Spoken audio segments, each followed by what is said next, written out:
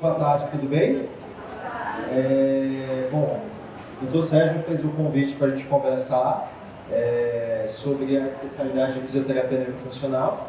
E aí a gente montou uma cartilha com orientações, né? E aí a minha apresentação está muito estruturada nessa cartilha, mas fiquem à vontade se quiserem perguntar alguma coisa, se tiverem dúvidas aí, a gente está à disposição, tá certo? Esse ano a gente completa 18 anos de formato, né? E durante toda a minha trajetória eu sempre estive envolvido direto ou indiretamente com a neurofuncional. Sou servidor da Secretaria de Saúde do Distrito Federal há 12 anos e atualmente eu faço parte da gestão executiva da Associação Brasileira de Fisioterapia Neurofuncional, a ABRAF, tá? Então o que a gente vai falar de fisioterapia neurofuncional? Qual a importância da especialidade? Então, a neurofuncional ela é destinada ao acompanhamento de pessoas com disfunções. Essa é uma palavra interessante, né? A gente está falando sobre algum tipo de alteração que quer seja ela estrutural, né, por conta de uma lesão no cérebro, na medula, nos nervos, ou que vai interferir no funcionamento de alguma atividade e isso vai impedir aquele indivíduo, quer seja criança, adulto ou mesmo idoso, a ter uma participação na sociedade no seu sentido mais amplo. E aí quando a gente fala disso, nós estamos falando de pessoas com deficiência, não somente a deficiência física, mas também as outras modalidades, como a intelectual também, né?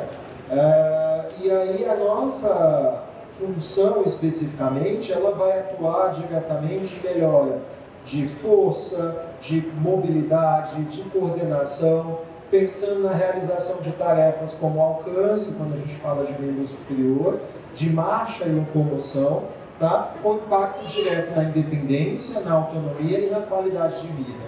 Sendo que esse conceito de qualidade de vida, como a professora bem falou anteriormente, é um contexto que tem sido cada vez mais amplo, né? Ele envolve não somente o manejo de dor, mas também a acessibilidade, a questão da independência, ok? Eu trouxe alguns vídeos para ilustrar, né? Esses vídeos são todos de campo de estágio, né? Quando a gente fala em criança, a gente atende muitas vezes os pequenininhos, né? Vai cair, né, Heloísa? Mandou, vai. Não, isso não pode. Vai, dá um abraço na amiga. Dá um beijo na amiga, vai. Elô, olha aqui pro tio.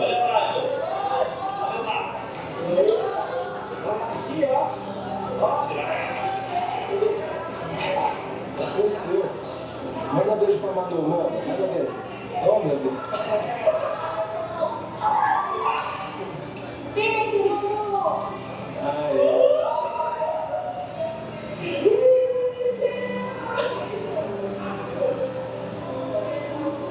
É amiga, né, Elô? Vai limpar a boquinha hoje, gente.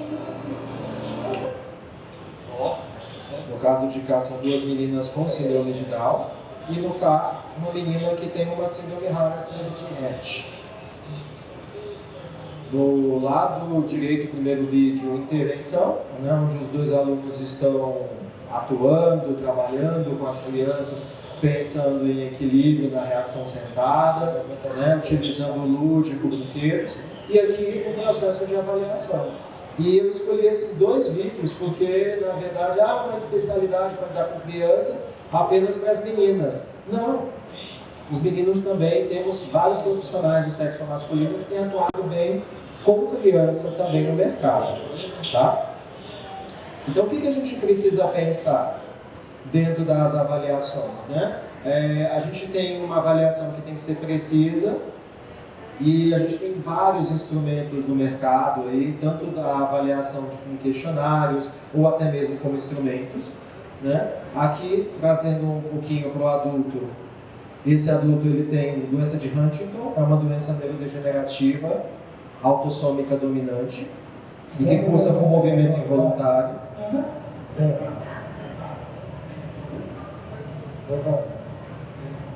Aí. Fica aí, vai, de novo, vamos. Todos esses movimentos dos braços deles são involuntários, tá? Isso, tudo bem? Tranquilo, tá forte aí? Tá. Ó, beleza. O que você me conta de bom, Antônio? Me fala. Eu tô sentindo melhor. Você tá sentindo melhor? Cansou? Não. Não. E o braço? O braço tá firme. Tá vivo? Não tá jóia? Tá. Legal? Então tá ótimo. E a gente pode utilizar instrumentos também para avaliação, né? Então aqui é um senhor que teve um AVC, ele tem uma hemiparesia e aí a gente está avaliando a função manual dele. A hemiparesia, no caso, na mão do lado esquerdo.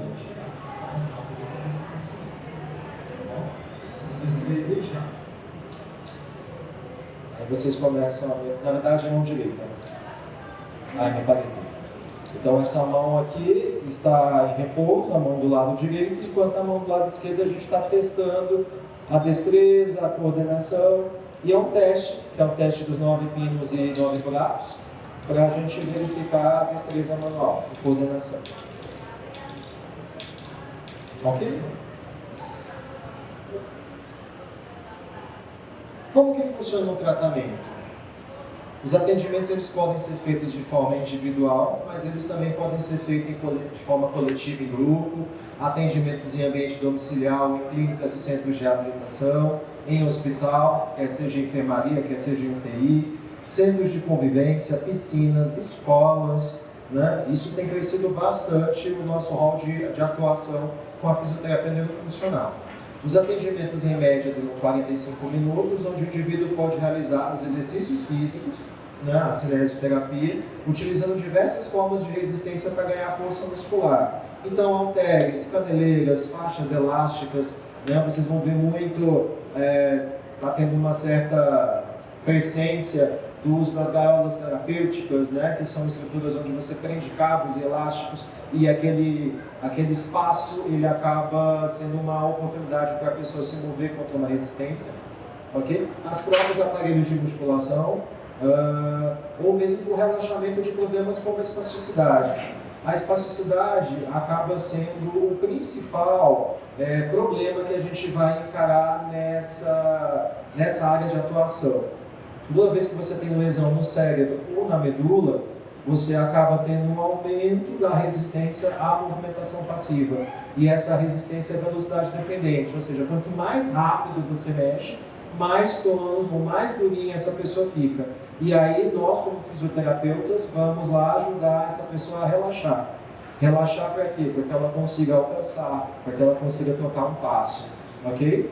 A gente pode trabalhar com aparelhos elétricos ou térmicos, né, que seja corrente elétrica, e ultimamente está voltando com voga a neuromodulação, que é o uso da corrente elétrica na calota craniana, a corrente polarizada, ou até mesmo o TMS, que é o uso do eletrodo do campo magnético, tá? E isso é um nicho de mercado que tem aumentado muito nos últimos anos, com alto nível de evidência, além de utilizar recursos como videogame, robôs e tantas outras coisas. Exemplos de atendimentos em grupo são alguns dos que eu faço na Secretaria de Saúde. Eu tenho trabalhado muito com a dança para alguns grupos especiais. Esse aqui, com esse manto, é o meu grupo de idosos, todos eles têm demência de Alzheimer. E aqui as minhas senhorinhas caidoras.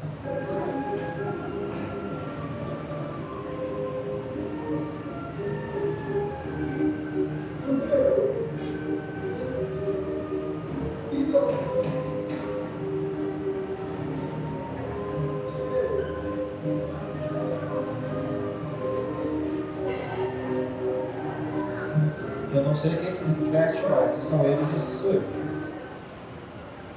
Perfil dos pacientes, né? Nos adultos, o AVC acaba sendo a doença mais prevalente e nesse mês de outubro a gente celebra o Dia Mundial de Conscientização e Prevenção do AVC. E para prevenir o AVC é a mesma coisa que a gente faz para prevenir o infarto, é mudar o estilo de vida, é deixar de ser sedentário, né? E a gente tem visto o comportamento sedentário, ele aumentou de uma maneira bem considerável por conta da pandemia. Quem era ativo deixou de ser ativo e começou a desenvolver doenças crônicas, né? Dentro de doenças degenerativas, a doença de Parkinson, que é a segunda mais prevalente no mundo, né? Só perdendo para a doença de Alzheimer. e outras neurodegenerativas, como a esclerose múltipla ou mesmo trauma, né? Traumatismo craniano, traumatismo raquimedular. No caso das crianças, a paralisia cerebral, e acaba que, pensando em prevenção, já tem muito consolidado na literatura a importância do pré-natal, porque um pré-natal bem feito vai ajudar com que essa criança ela consiga ter características e situações que possam permitir um parto adequado, um desenvolvimento e um crescimento adequado, né? Então isso é importante a gente falar bastante para quem nos assiste, né? Para as gestantes, para quem tem bebê pequeno em casa, é importante esse follow-up para que a gente consiga identificar algum possível atraso e algum risco de desenvolvimento da paralisia cerebral. E outras doenças são doenças genéticas, como por exemplo a síndrome de Down e as distrofias como a distrofia de Duchenne. Tá? A depender da doença, essas podem ser crônicas e degenerativas, e aí a gente não pensa diretamente numa cura. É o que eu escuto muitas vezes, assim, você escolheu a neurofuncional? Sim. Mas o paciente não melhora nunca, melhora sim. Às vezes a gente não tem uma cura definitiva, como a gente vê em outros processos em outras áreas, mas a gente pode buscar sim uma boa recuperação até completa de muitos casos. E aí, dito isso, mais alguns exemplos. Essa foto era da época do meu estágio. Eu não sei onde anda essa menina, mas esse era um bebê que a gente atendeu por conta de atraso no desenvolvimento, e ela conseguiu acompanhar a curva normal ao final aí do 1 ano de vida. E aqui é a ecoterapia, o uso do cavalo como um instrumento terapêutico para a recuperação motora, tanto de crianças como também de adultos.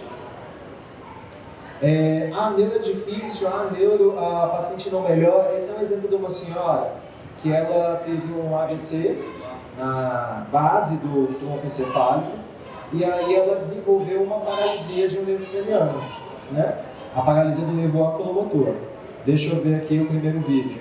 Com essa mão, tampa o olho de cá. Olha, agora abre o olho. Olha aí. Só de tampar o olho. Você pode me ajudar, amigo? O vídeo da direita.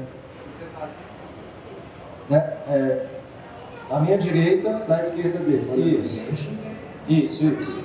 Ó, tenta virar a o olho pálpebra pra dela cima. não abre, tá vendo? Assim, De que lado é a paralisia? não pode deixar ela mexer com a cabeça. Tenta olhar para a sua direita agora.